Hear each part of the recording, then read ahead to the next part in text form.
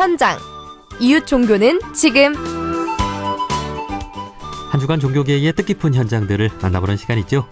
오늘 만나볼 현장은 자살 예방을 위해 한국과 일본의 종교인들이 함께한 현장인데요. 지난 20일과 21일 국회와 봉은사에서 한국과 일본의 종교인들이 자살 예방을 위한 정책과 방안을 공유하는 자리가 마련됐습니다. 우리나라의 경우 지난 1월에서 5월까지 자살률이 전년 대비 10%가 올라 대책이 시급한 상황인데요. 일본의 경우에도 90년대에 OECD 국가 중 자살률 1위를 기록하다가 각종 정책과 노력으로 지금은 4위까지 내려온 상황입니다. 자, 자세한 이야기 한국종교인연대 상임대표 김대선 교무님께 들어보겠습니다. 교무님 안녕하세요. 네, 반갑습니다. 네, 반갑습니다. 자, 한국과 일본의 종교인들이 자살 예방 정책과 방안을 공유하는 자리가 있었군요. 어떻게 마련된 자리였는지요?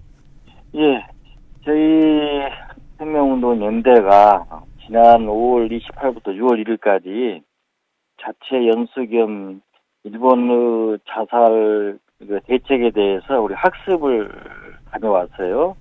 그때 학습을 다녀오면서 일본의 자살 예방 단체인 불교 스님 또 민간 단체 등을 이렇게 예방한 후에 아무래도 저희들만 이렇게 그 현장에서 들었던 내용들을 좀 더 대중화시켰으면 좋겠다. 그래서 우리 한국 생명운동 단체가 다 좀 들었으면 좋겠다 생각에 대해서 8월 달에 한번 오시면 좋겠다 해가지고 그 행사 일환으로 지난 20일부터 21일까지 이렇게 진행이 되었습니다. 예.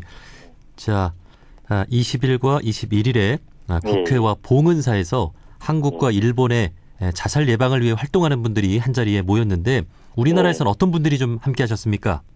네, 우선 국회는 아무래도 국회의원님께서 이제 주관해 주셔야만이 회의실을 이용할 수 있기 때문에 더불어민주당의 장종태 국회의원, 대전의 국회의원이셔요.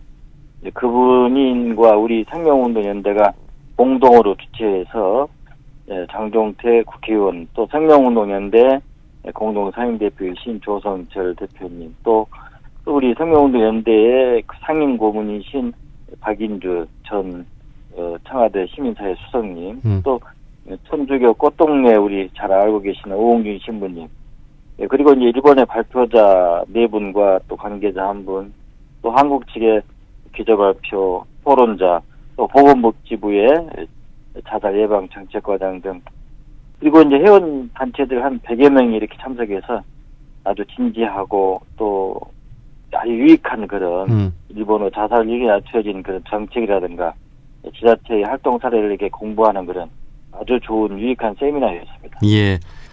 자, 이틀 동안 일본의 자살 예방 노하우를 배울 수 있는 좋은 시간이 됐을 것 같습니다. 네. 우리도 이 시간을 통해서 좀 배워볼 텐데요. 일본의 경우 90년대의 자살률이 OECD 국가 중 1위였다가 각계의 노력으로 자살률을 낮춘 바가 있다고 들었습니다. 네. 1998년도 일본 자살 수가 2만 3천여 명인데 3만 2천 명으로 급증했어요. 그래서 이제 일본의 후생성, 우리 같은 보건복지부죠. 그래서 후생성과 민간단체, 초당적인 그 의원들 모임이 2006년도에 자살 대책 기본법을 제정했습니다.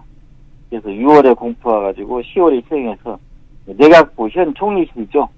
소관이 업무가 이관이 돼가지고 그때부터 이제 본격적으로 이렇게 자살 예방에 대책에 기본적으로 이렇게 참여해가지고 2009년부터 감소가 됐어요. 그래서 2012년도에 15년 만에 3만 명 아래로 다시 자살 수가 이렇게 떨어져가지고 2016년에 4월 4일에 자살 대책 기본법이 이제 후생 노동성으로 이관에 대해서 지금까지 이제 저희들 자살 예방에 굉장히 적극적으로 활동이 되어서 저희들이 자살률이 굉장히 낮춰진 그런 OECD 국가 중에서 낮춰진 그런 사회가 있어서 이번에 저희들이 이제 학습하고 또 낮춰진 그런 사례 같은 것을 저희들이 공부하게 된 그런 기회가 됐습니다. 네. 말씀해 주신 대로 일본의 경우 2006년에 자살대책 기본법을 제정하고 온 부처가 힘을 모아 37%나 줄였다고 하는데요. 자살대책 기본법이라는 게 무엇인가요? 일본의 자살대책 기본법은 법률에 따라서 국가가 자살대책을 주도한다는 것이 있습니다. 이 법은 자살 대책의 기본 이념과 국가, 지방 공공단체, 사업주, 국민 각각의 책무를 밝히고 있으며 자살 대책은 자살 방지와 자살자의 친족 등의 지원의 충실을 도모해서 국민이 건강하고 생명을 가지고 살 수 있는 사회의 실현으로 기여하는 것을 목적으로 하고 있습니다. 그러니까 저희들이 이 국가가 자살 대책을 주도한다는 그런 법률적인 이런 뭐라 할까요? 목적을 가지고 있습니다. 예, 자살을 국가가 나서서 막겠다라고 네, 하는 거죠. 그러면 그렇습니다. 우리나라의 경우 자살 예방을 위한 법이 있습니까? 예, 저희들도 2011년 3월 30일에 공포가 됐습니다. 자살 예방법인데 이제 자살 예방 및 생명 존중 문화 조성을 위한 법률이라고 이렇게 제정했는데 공포한 이후에 2012년 3월 30일에 시행이 돼가지고 오늘까지 이렇게 시행되고 있는데 그 국가적 차원의 책무와 예방 정책을 관여하여서 필요한 사항을 규정한 법률입니다. 궁극적으로 국민의 소중한 생명을 보호하고 생명 존중 문화를 조성하는데 그 목적으로 두고 있습니다. 그러니까 저희들도 2011년도에 자살 예방법을 만들었는데 거기에도 저희들이 궁극적으로 국민의 소중한 생명을 보호하고 생명 존중 문화를 조성하는데 목적으로 두고 있다 해서 국가가 이렇게 책임을 지겠다는 그런 내용을 이렇게 두고 있습니다. 그럼 우리나라 정부나 이제 지자체가 자살 네. 예방을 위해 지금 적극적으로 나서고 있는 거죠? 지금 지자체 대체적으로 보건소에서 이제 그런 업무를 보이는데 조금 지자체가 여유 있는 지자체는 자살 예방 센터를 운영하고 있어요. 그래서 이제 예산도 주고 전문 인력을 이렇게 두어가지고 좀 더 이제 주밀하고 세밀하게 이렇게 살피고 있는데 조금 예산이 부족한 그 지자체들은 보건소에 입학이 되기 때문에 좀 약간 자살 예방하는데 좀 직접적인 센터 운영과 좀 다르게 운영되고 있기 때문에 좀 힘들지 않겠나 생각이 듭니다. 그러나 저희들이 최근에 국가 지방자치단체 공공기관 초중고 고등학교 사회복지시설 병원 의료기관은 1년에 한 번씩 이제 반드시 자살 예방 교육을 실시해야 한다 했습니다. 그래서 자살 예방법 제17조에 따라서 교육기관은 결과보고를 의무적으로 해야 한다는데 금년 7월 10일부터 이렇게 자살 생명 교육을 받도록 이렇게 해서 굉장히 고무적이다 생각이 됩니다. 그러면 우리나라의 이제 큰 도시들 있잖아요. 예. 네, 그런 곳에는 다 자살 예방 그 기관들이 있습니까?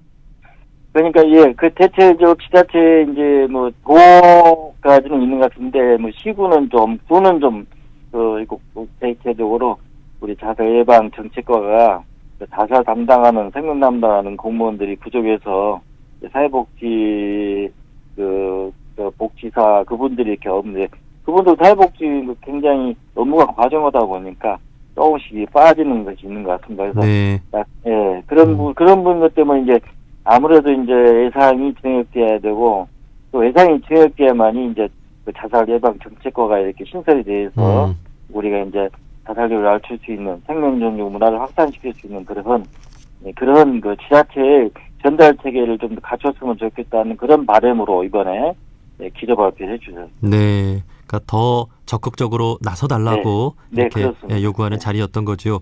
자, 그리고 이제 한국종교인연대에서는 한 발 더 나아가서 대통령실에서 자살대책위원회를 만들어서 좀 자살 대책을 위해 나서달라 이렇게 또 요구를 했다고 들었는데 이에 대한 답은 아직은 없는 상태인가요?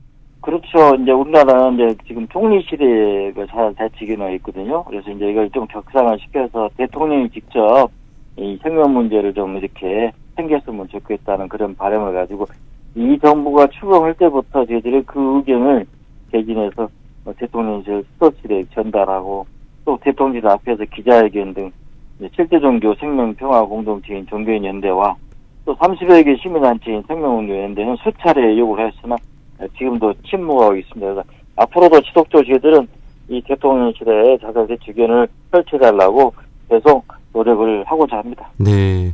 그 유럽의 어떤 나라에는 외로움 부서가 있고 그 외로움 부서 장관도 있고 그런 게 있다고 하더라고요. 그러니까 그 국민 개개인이 외롭지 않도록 우울해하지 않도록 이렇게 좀 챙기는 그런 부서인 것 같은데 우리나라도 이런 부서가 또 있으면 좋지 않을까 그런 생각을 해봅니다.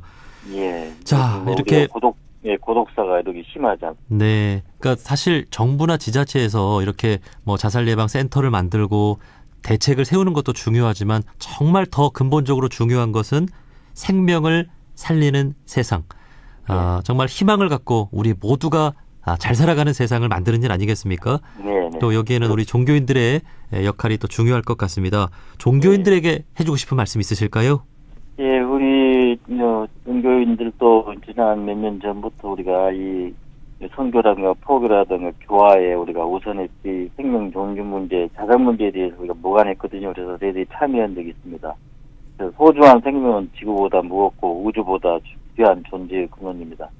종교의 본령이자 의무인 생명 살리기, 생명 존중 문화 확산 운동은 자살을 낮추는 운동이고 또 이제 출생률 높이는 운동이야말로 인류 미래의 그런 과제라고 믿습니다. 그래서 이 종교가 이 생명 문화 운동, 생명 존중 문화 운동에 앞장서야 할 길을 믿습니다. 네, 우리나라의 자살률도 점차 이렇게 줄어드는 것으로 알고 있었는데 최근 발표된 자료에 따르면 올해 1월에서 5월까지 자살률이 전년 대비 10%가 올랐다고 하더라고요.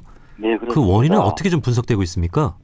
네, 지금 저희들이 지난 7월 보건복지부에서 이렇게 발표했는데 5월 말까지 자살하는 숫자가 6,375명이에요. 전년 대비 10.6% 증가됐습니다.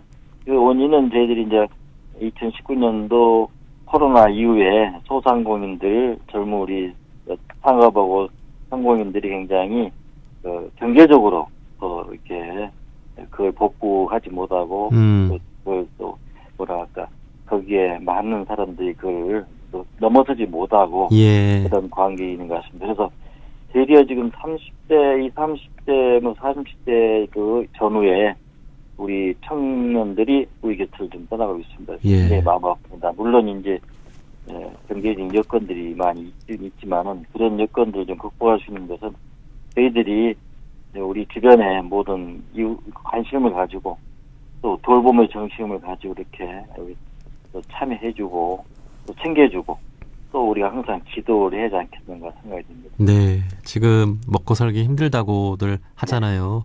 네, 참 이 어려운 시기가 빨리 좀 지나갔으면 좋겠습니다. 네. 또 이거는 또 세계적인 흐름이기도 하고 다 같이 또 어려운 만큼 우리가 서로 마음을 주고 받을 수 있는 따뜻한 세상을 만드는데 우리 청취자분들도 함께 마음을 모아주셨으면 좋겠습니다. 네. 자, 여기까지 말씀 듣겠습니다. 한국종교인연대 상임대표 김대선 교무님이었습니다. 교무님, 오늘 말씀 고맙습니다. 네, 감사합니다. 생명 존중이 되는 그 하루라도 자살이 없는 그날을 위해서 함께 기도합시다. 예, 고맙습니다. 네, 감사합니다.